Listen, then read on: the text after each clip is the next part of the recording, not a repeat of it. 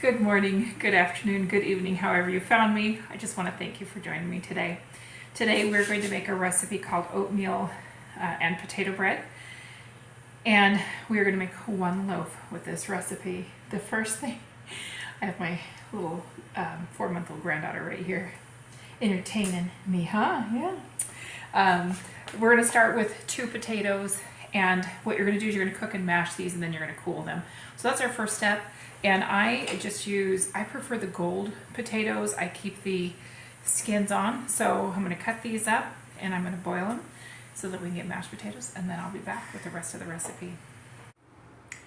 All right, and we're back. So my daughter figured out how to lock the stove top here. So you're not going to be hearing that dee, dee, dee, dee, like you have in the past. So the first thing we're going to start with is our flour. Now I'm choosing to use oat flour just because I prefer the flavor when I make this bread. But if you don't have oat flour, just using regular flour is fine as well. And if you want to do oat flour, all you have to do is take oats and you just puree them as best you can. So let's see here. So I need 3.5 cups. It's been a bit since I've made this, so let's just get this started. I'm using a 1/2 cup measure.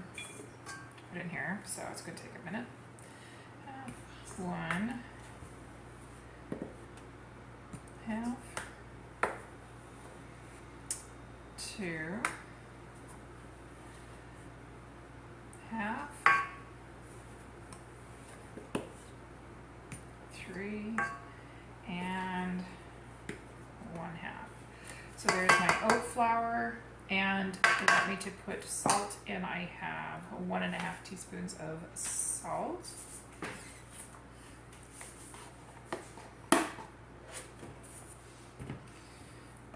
So here's 1/2, and here's 1.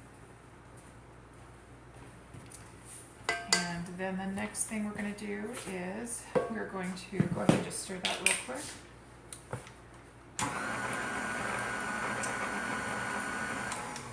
And then it wants you to rub in the butter now. The butter I went ahead and just left out, and it is 3 tablespoons is what we're using for this. And that way, with it being out, it's soft and already nice and easy. It says to rub it in. I'm just going to mix it in the machine here just because I can. And you can break this apart, you can leave it the way it is. If you break it apart, it makes it a little bit easier for it to do its thing.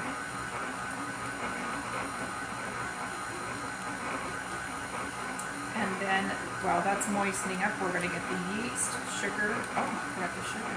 No, I have the sugar. The yeast, sugar, and oats. So we're taking 1.5 teaspoons of the active dry yeast.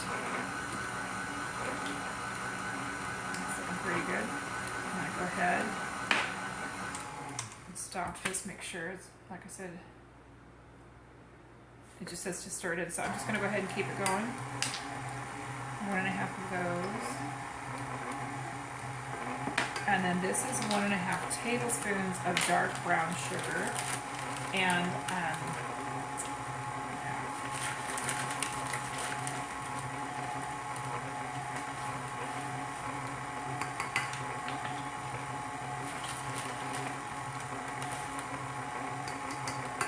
that in, let it do its thing. And then I also need to add the oats, which is just 3 tablespoons.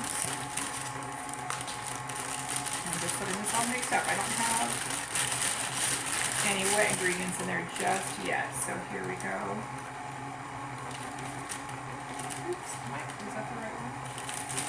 1, 2, and 3 tablespoons of rolled oats. And you're going to want to keep those oats out because you're going to use those on the top. Now, we're also there's 2 more ingredients. One is dry milk. So I have instant non-fat dry milk I could use, or I could use powdered milk.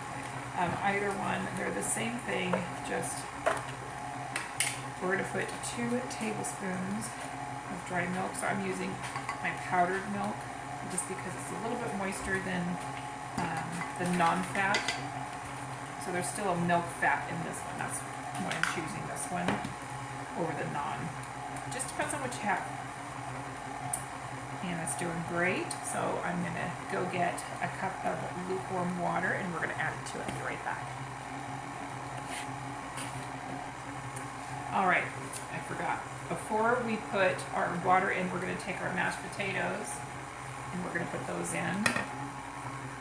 Now these have just cooled. I just left these out, so they are room temperature. I'm just going to mix that in. That's going to give it some of the moisture it needs.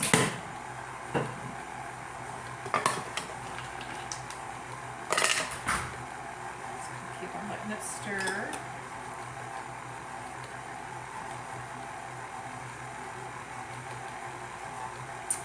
That's looking really good.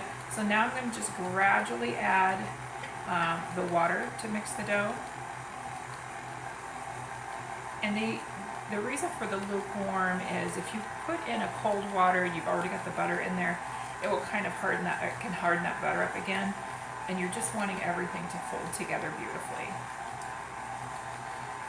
After this is done mixing, I'm going to knead it for about 5 to 10 minutes on a lightly floured surface, basically until it's smooth and elastic. That's the goal. Now if you have a kneading attachment on your KitchenAid, you can use that, which I love to use that. We have a lot going on today in this house. We've got someone fixing a window, one of our windows in here, that was leaking this last go round of rain, which was crazy because we had snow and no other issues. So we've got pressure washing going on outside, so the dog has to protect us. So I'm just going to go ahead and let this knead inside here for a bit, and I better lock this if I want that to happen, and I'll be back to you shortly.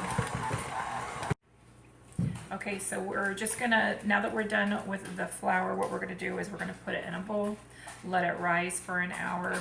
We're gonna turn it out, knead it again, let it rise for another 30 minutes, and then we will stick it in the oven 425 for 25 to 30 minutes.